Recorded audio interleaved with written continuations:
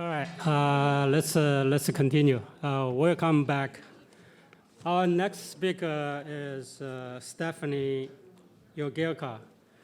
Stefanie is an ex-Windows Consortium Career Development Professor at MIT.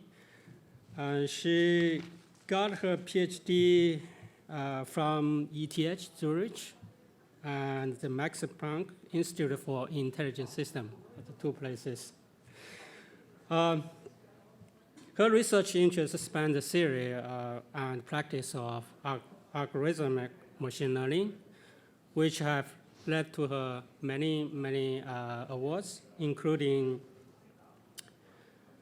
Slow Research Fellowship, NSF Career Award, a DARPA Young Faculty Award, the German Pattern Recognition Award, and the Best Paper Award at the ICML. I don't know which year, 2013, I think. 2013? Okay. She's going to talk about robust learning versus robust optimization. Please welcome. Thank you very much for the introduction, and thanks for the invitation to speak here. So this talk is probably going to be the most theoretical of all the talks in this workshop, I'm guessing. But I'll go slowly. If you have any questions, just feel free to ask. So what is this talk about? This talk is about like robustness in machine learning. So the motivation, I think I don't need to motivate it much in this workshop, is that we have data from all over the place. If we actually deploy machine learning in the real world, we want to really make sure that we understand what will the model do if the data changes a little bit under perturbations or so. So let me make this a bit more formal, like semi-formal. So what we do typically is that we have our training data set. So here it's just some people, and we train a model to fit this data set. So a common principle to do this is so-called empirical risk minimization. That means we try to fit the model as well as possible to the data, meaning we have some kind of loss function, which I call L here. And we just look at the average loss on my training data, and we minimize that. So here I actually say P hat N. So I write it in this very complex way to make it, like you will see later why I do this. What this really means is this expectation under the empirical distribution, meaning just those data points that I have, it's just taking the average. So here I'm minimizing the average loss on my training data. So what that basically ensures is that I'll do very well for the data that I've seen, that we all know. So now what has become an increasingly important question is like, what happens if now I'm doing predictions and the predictions are not exactly the training data? So that can take various forms. The most classical form is that of generalization, which basically means that I'm looking at data, at people, which come essentially from the same underlying distribution as the people that I've seen before. But they're not exactly the same. They're just a different sample from the same distribution, but I want to do well for those also. And I want to make sure that this happens, so this is generalization. But there could also be other things, like maybe there's a shift in my data set, maybe because I'm transferring over time, maybe because I'm in a slightly different domain. There could be the extreme case of adversarial examples that you've probably seen and heard about, where I'm explicitly having data points that are bad for that particular classifier, for example. And this could also mean other types of invariances that we have. Maybe we have a vision data set and we want to be invariant to certain lighting conditions or so, rotations or something like that. So the data doesn't look exactly the same, but we still want to basically perform well for that new data. So how can we ensure that? And that's, of course, a big open question. And I want to today talk about one approach towards better understanding or better like adjusting our learning algorithm to work for these slightly different data, for like examples like this. And the idea I want to present today or like introduce to you, if you haven't heard it, is that of robust optimization. So robust optimization really follows that idea that I have slight perturbations of my data. Why don't I just take it into account when I do the learning, meaning optimization? So learning is nothing else than optimization. I'm minimizing my empirical loss, finding the best function f that fits the data. So why don't I just take those perturbations into account during the learning process? So that's the rough idea. So here's the idea. And how do I do this? Essentially what I do is I specify a set of perturbations of my data, and I change my criterion from... Can you just make sure you're using the mic, please? Okay, I'll just stay here. Okay, so I'm changing my criterion from just performing well on the training data that I've seen to performing well on all those perturbations that are possible. And now the way I'll do this, there's many ways you could possibly do is, I'll say I'm going for the worst case. So among all the possible perturbations that I have, I want to work well for all of them, so I look at basically the worst case and optimize for that. So formally what this looks like is I go from my empirical risk minimization, where I'm just minimizing for my training data. I essentially imagine an adversary in here and make this a two-player game. So I am minimizing the loss, and there's like a little devil in there that tries to perturb my data to maximize the loss and make it as bad as possible for me. So now if I optimize, so now I minimize for all possible perturbations, I basically make sure that I'm optimizing for every possible perturbation that this little adversary could do here, because I take this into account. So now these types of perturbations could be, for example, relating to generalization shifts, et cetera, all that I mentioned before. And the way I get those is by basically defining different types of perturbations. So that's the general idea. I can't talk about all of this today, so what I'll talk about today specifically is the first point, how this actually relates to more classical ideas of generalization in machine learning, and how this actually can lead to a very, very simple proof that you actually will generalize. And the framework I will follow today is actually called not exactly robust optimization, but distributionally robust optimization. And it's called distributional because the way I allow to perturb my data is not only single data points, but basically I view my data as a distribution, and I can perturb that entire data distribution in certain ways. So that's the main idea. So let's look at this, what this actually looks like. So I again start with my average loss. And now I want to change my data distribution and want to work well for a set of different distributions that my training data could have. So formally, what this means is that now my adversary is allowed to just change my data distribution, the samples that I have in certain ways, in what I call an uncertainty set. So that's the set of perturbations that I can have, and that's called U. So now I'm no longer taking the expectation under my empirical distribution, which is just the average. I'm actually optimizing the expectation under this perturbed distribution. So that's my new objective. It's now a minimax objective. Yes, it became a bit harder maybe than just the average, but it has many good properties, as we will see. So now let's try to understand a bit better what is this kind of uncertainty set U typically. So one thing is it should probably contain the data that we saw. That's very reasonable. And maybe it should just allow some small perturbations of that data that are likely and not like arbitrary perturbations. So if I allow arbitrary perturbations, the problem is that I'm optimizing for everything. I cannot fit anything really well because I'm just trying to basically fit everything, and that's not going to work. So the way this uncertainty set typically looks like is that it's essentially a ball around my empirical distribution, my data. So now if I look in the space of all distributions, I put in the center my data distribution, the empirical distribution that I have, my samples, and I just draw a ball of radius epsilon around that. And now I optimize basically for all the distributions that lie in this ball. That's all perturbations of my data distribution. So now the key question is, of course, what is this exactly, that distance that I have? So it's some kind of divergence between probability measures, and we'll get to that. But before we get there, let's think quickly why this actually pretty directly leads to optimizing for generalization instead of just optimizing for the samples you have. And that's actually a super, super simple proof. So let me just show you in a few lines and pictures. So what we have is we assume our data is drawn from some underlying distribution that we don't know.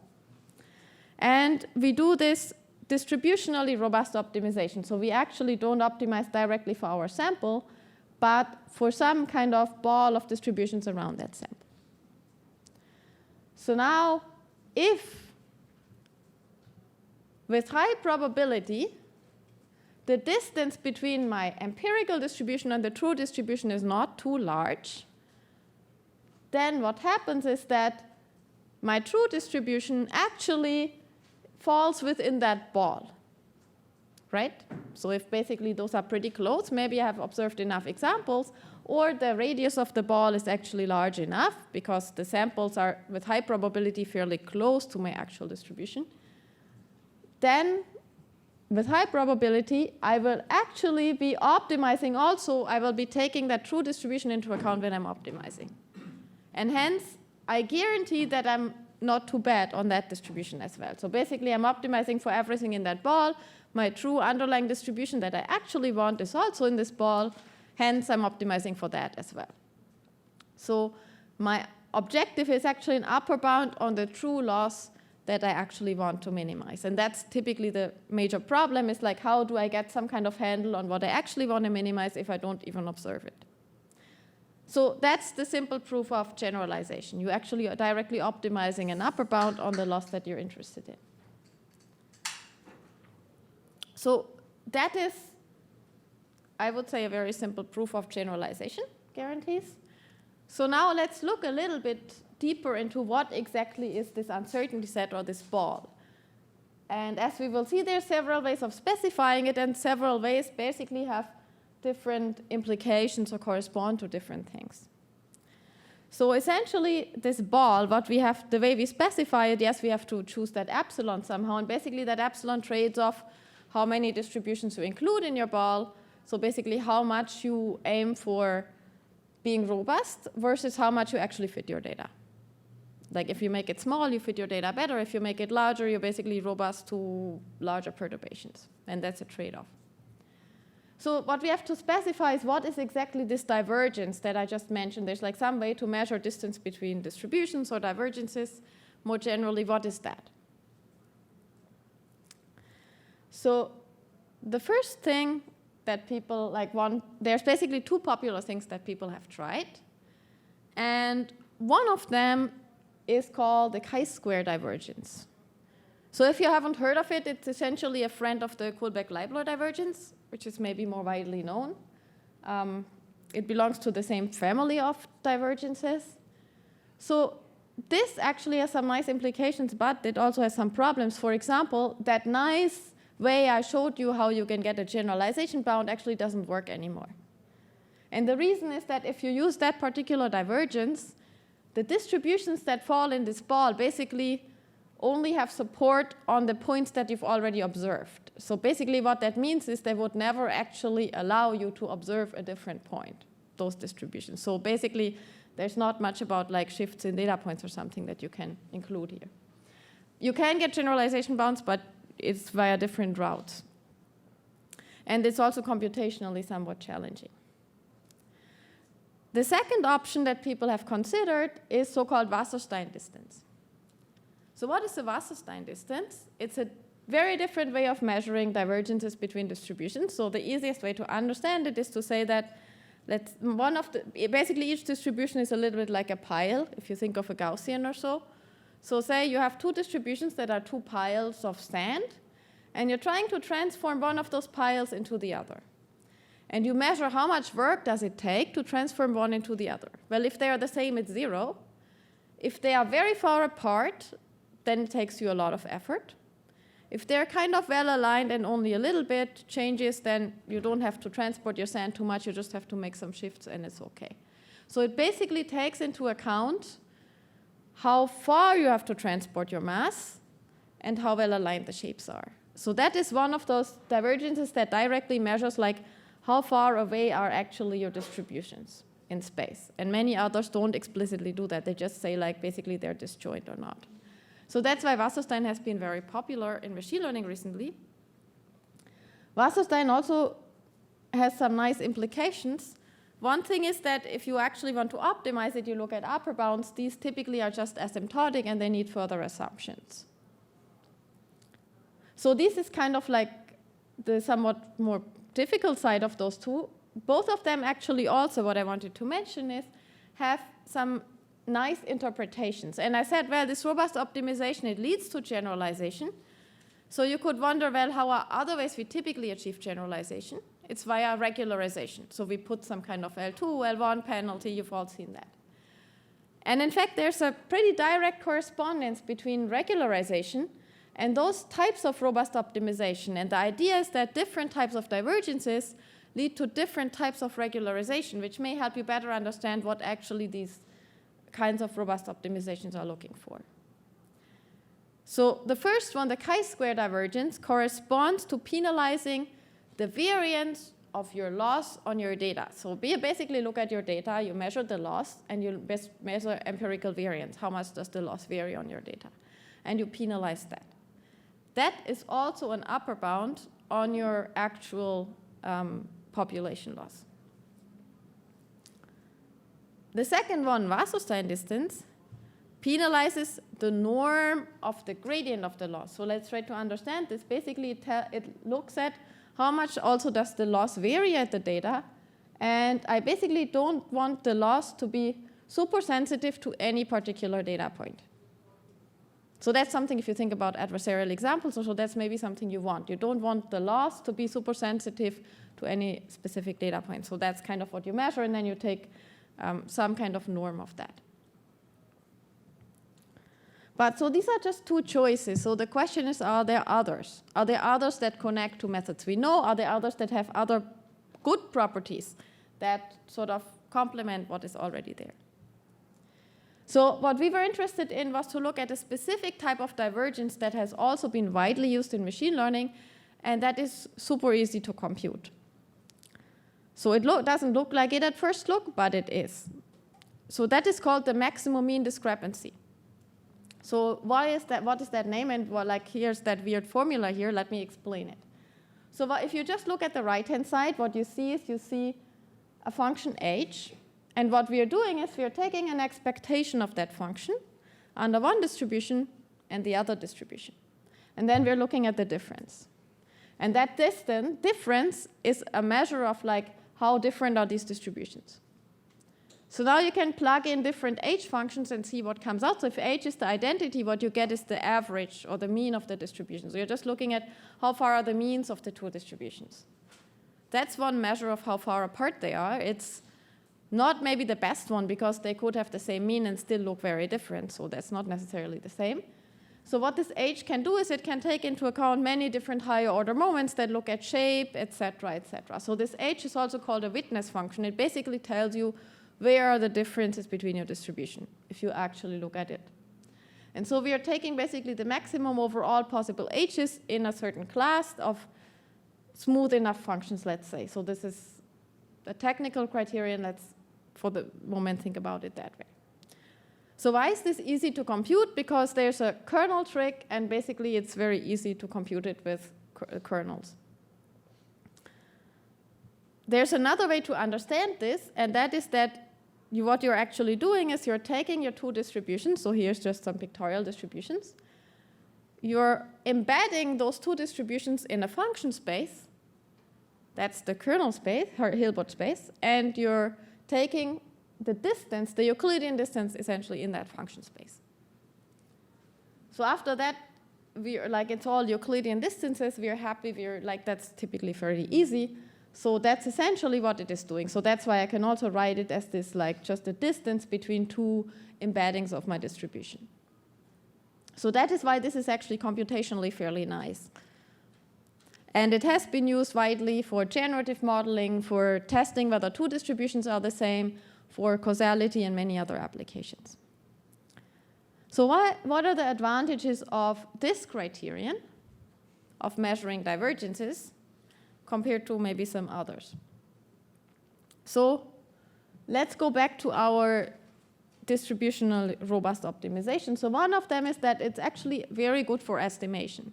So if you look at the distance between my population and my sample, as my number of samples grows, this should decrease, and it decreases fairly rapidly in this case. So that means my ball actually doesn't need to be super large to make sure that you actually include the population.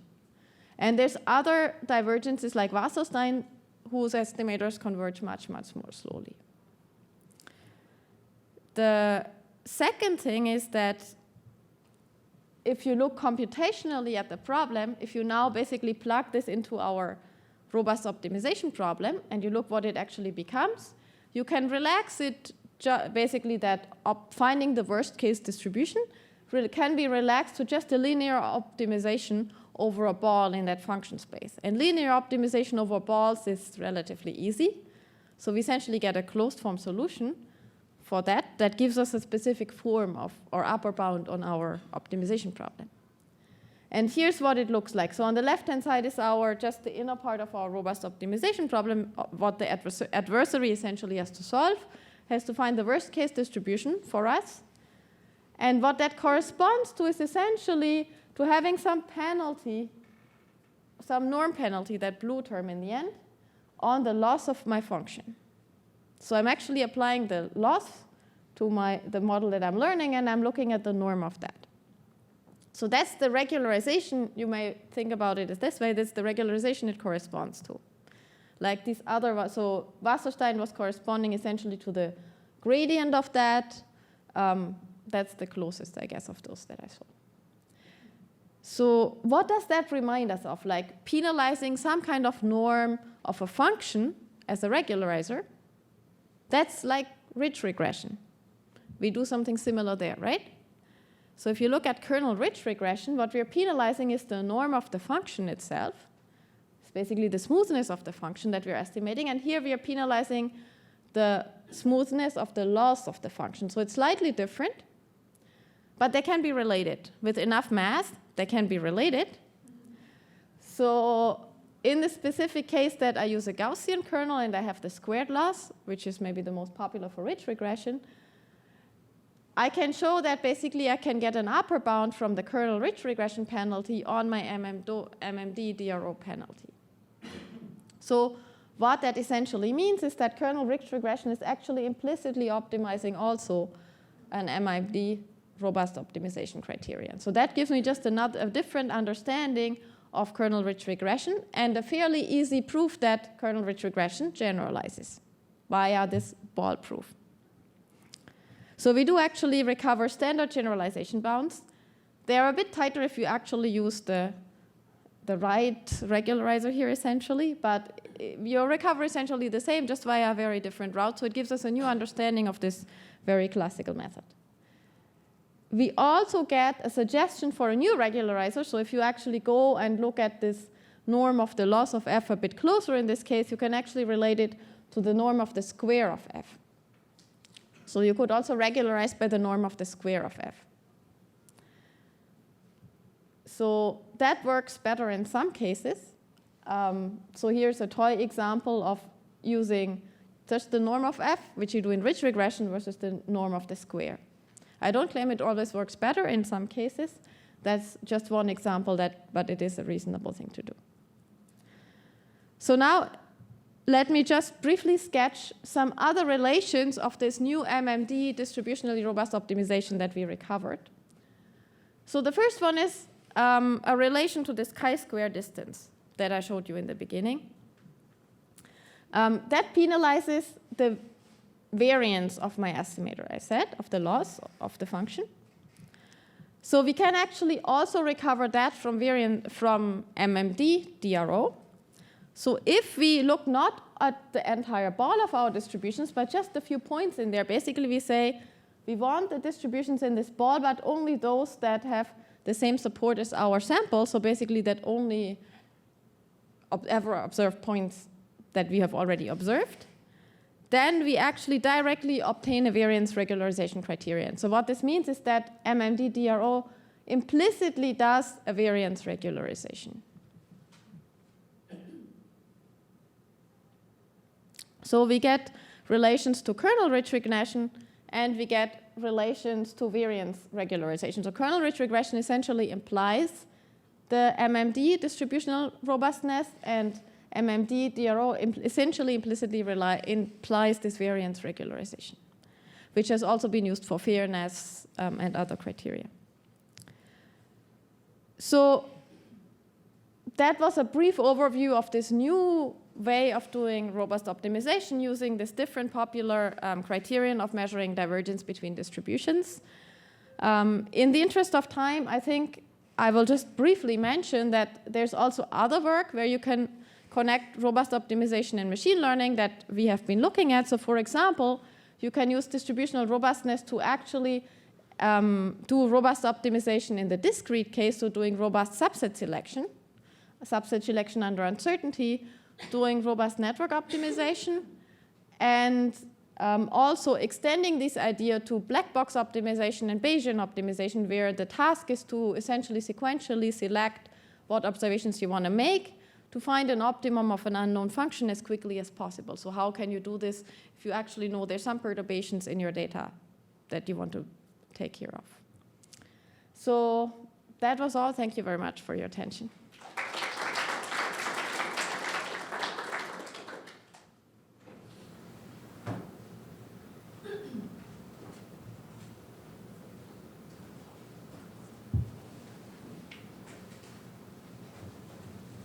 Maybe I have a question. Okay. So we see when we talk about robust optimization, there's a one bottleneck, which would be the computation efficiency. So how can we improve the scalability of this kind of measure, like this theoretical boundary measure, to help us build a practical robust system? Do you have any comment for that? Yeah, so you asked about computational efficiency, and I didn't talk about that. So essentially, what you'll have to do is you'll have to also look at upper bounds. So one way you get a computational method out of it is to go via the route that connects to variance regularization. So that's one way, and you can essentially get a relaxation of this criterion. So actually, Matt, who's the co-author on the paper, is sitting right here. Do you want to say anything? Yeah, I guess in for addition? the kernel regression case, it's also even the norm of F-squared, you can get a closed form for, so you can still do it like similarly to the classic kernel regression stuff. Yes? You mentioned that you would want to use robust optimization for a variety of robustness properties, such as the generalization, adversarial samples, variance. Have you looked at, is it possible to solve this to achieve all those properties, or are you still kind of studying one at a time? And so basically, yes, you can use the same framework, and other people also have looked at connections. So I wouldn't say like you can solve it all with this MMD DRO, so it's a bit case by case. But for example, adversarial training can also be viewed as robust optimization, where just your uncertainty set is a little bit different. You allow to perturb single data points in certain ways, everyone in an epsilon ball maybe. So that's one example that has been studied. There is a bit of work on this, I would say. I think it's not complete. So you can, basically the question is how you best express these invariances that you want in the uncertainty set that you have. And that's open for further research, I would say.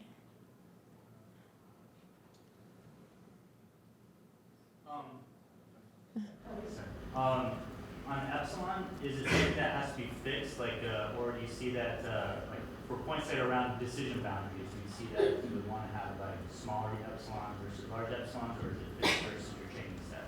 So basically, if you think about what does epsilon actually do, it's a little bit case by case dependent. If you think about it, basically it defines the radius of the ball. If you look at the transformation to regularization, it's essentially the coefficient in front of your regularizer. So basically, a large epsilon means you're doing more regularization. You're taking larger perturbations into account. You fit your data less. Smaller epsilon means you're fitting the data less well. So it depends a little bit on like how basically close your data is to your basically the true distribution, how much variation you expect. So like the usual things you have to consider when you think about regularization. So it's not like one single number fits all. It's a bit case by case dependent.